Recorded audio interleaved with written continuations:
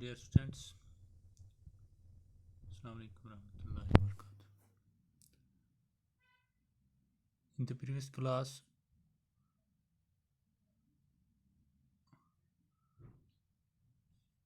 we discussed the rules while changing the direct sentence into indirect or direct speech into indirect for the interrogative sentences. This is the class for subject English 7th. पिछले class में हमने rules discuss किए कि interrogative sentence का जब direct से indirect बनाना हो तो कौन से रूल्स, उसमें मैंने आपको ये बता दिया कि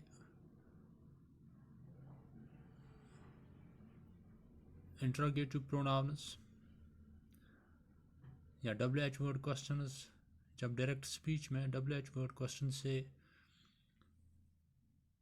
स्टार्ट हो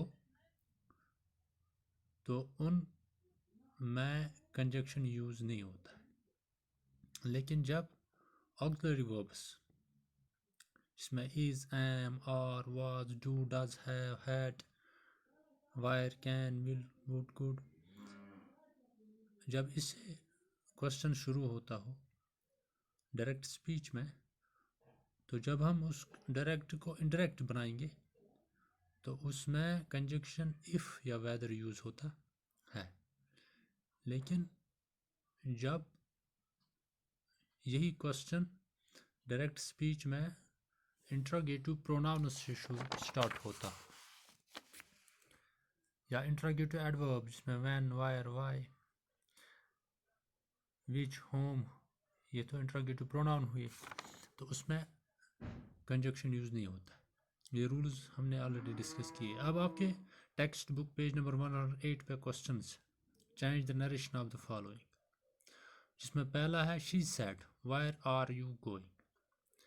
इसमें आप देखो रिपोर्टेड स्पीच में क्वेश्चन जो है वो किससे स्टार्ट हुआ है, वायर से, तो इसमें कंजक्शन यूज़ नहीं होगा। तो ये भी मैंने कहा कि सेड आस्क्ड में चेंज होता है इंट्रोगेटिव सेंटेंस में जब उस डायरेक्ट का इंडायरेक्ट बनाएंगे। She asked where I was going, तो यहाँ पे कंजक्शन यूज़ नहीं हुआ। दूसरा है I said to Brij when will your college reopen, so said asked में चेंज होगा आई आस्क्ड ब्रिज। यहाँ पे भी व्हेन या WH से क्वेश्चन शुरू होता है तो यहाँ पे कंजक्शन यूज़ नहीं होगा। When his college would reopen. तीसरा है the teacher said to us can you tell me why girls outshine boys. यहाँ पे देखो, यहाँ पे ऑक्सिलरी वर्ब से क्वेश्चन शुरू होता है रिपोर्टेड स्पीच में कैन से, या जिसको मैंने कहा कि यस नो क्वेश्चन, इसमें कंजक्शन इफ़ या वेदर यूज़ होता है। देखो the teacher asked us, set हो गया chat, asked us inverted commas के बदले कंजक्शन इफ़, कैन यू, ठीक है, इसको कैन को बनेगा could, if we could tell him why girls outshine boys. तो फिर fourth, the teacher said to Aslam why were you not present at this place yesterday. The teacher asked, इसमें inquired भी आएगा, the teacher asked Aslam why he was not present at, this को that बनेगा क्योंकि this shows the nearness, and when the word shows nearness in the indirect speech it should be changed, या it is changed into the word that shows distance, this के बदले that आएगा। place the previous day, direct speech में yesterday है, इसको change होगा previous day। बाकी इसमें भी WH हो तो इसलिए कंजक्शन क्या आया, कंजक्शन नहीं यूज़ होगा, direct. Part 5, the teacher said why are you making a noise, the teacher asked why we were making a noise, इसमें भी नो कंजक्शन यूज़ नहीं होगा। आई आस्क, देखो फिर पार्ट 6 ये इनडायरेक्ट है, इसको डायरेक्ट बनाना है। I asked him wire he was going, I said to him where are you going, part पहला और पार्ट ये दोनों सेम है, वहाँ पे डायरेक्ट का इनडायरेक्ट बनाना, यहाँ पे इनडायरेक्ट का डायरेक्ट बनाना है। देखो आई आस्क्ड हिम, आस्क्ड के बदले सेड टू आएगा, फिर है कामा इन्वर्टेड कामा, फिर वायर आर यू गोइंग, फिर है part 7 the teacher asked the newcomer which school he had attended last, ये भी इंटरेक्ट है, इसका डायरेक्ट बनाना है।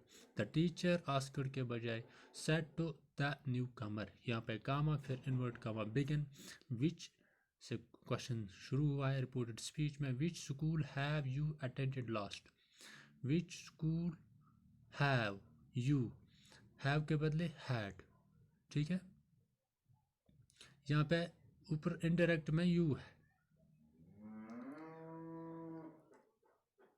ठीक, इनडायरेक्ट में ही है, लेकिन जब हम इसका डायरेक्ट बनाएंगे तो रिपोर्टेड स्पीच में यू आएगा।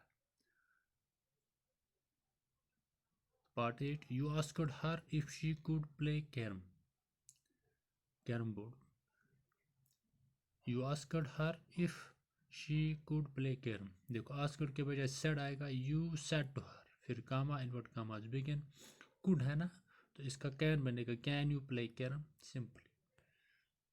फिर part 9 I asked them if they knew him, I said to them, I asked के बजाय सेड टू, फिर कामा